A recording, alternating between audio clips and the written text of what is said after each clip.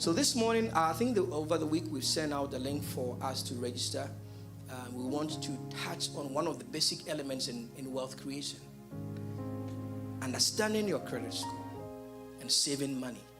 So we're going to do practical things. If you've got your tablets, your iPads, please pull them up. Pull your credit. Chris has been a partner with me for how many years? I think 2 to 3 years now.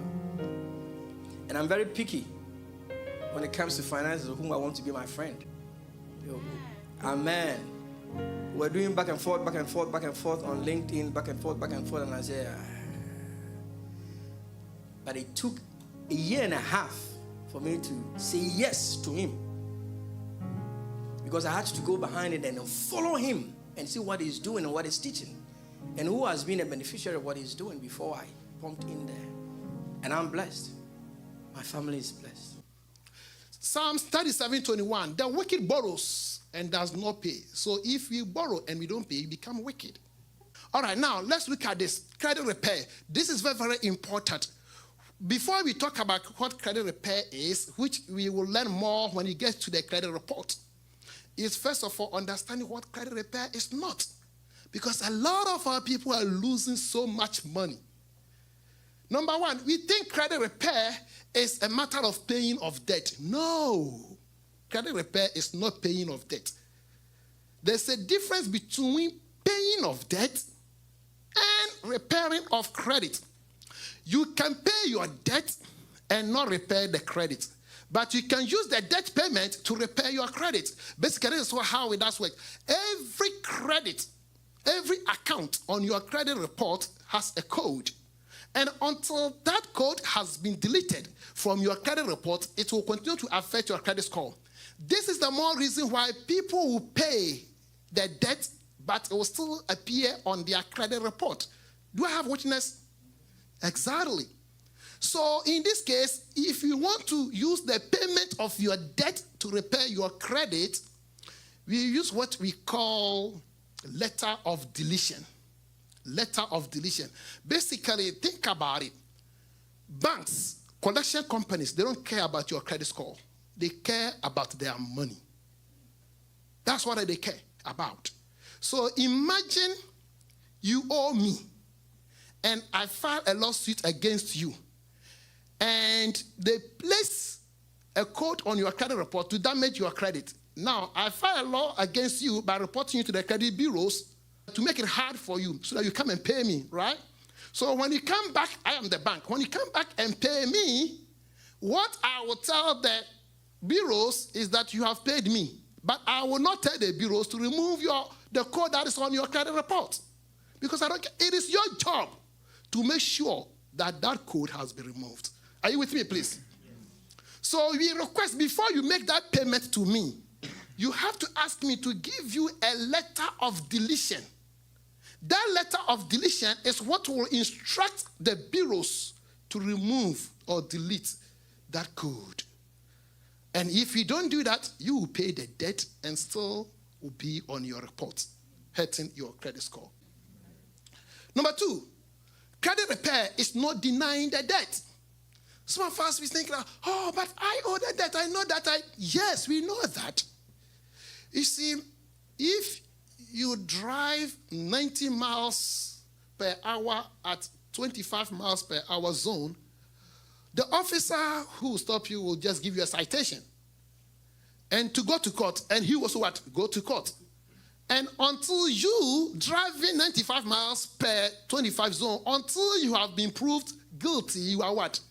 You are innocent. So when we are late on our payment, and the collection company, the banks report us to the credit bureaus, we are innocent until the bank proves us guilty. But the problem is that most of us, we don't care. So the banks, the collection companies, they take advantage of us. Do you see that anytime you go to court, the officer or the judge will always cut down the amount?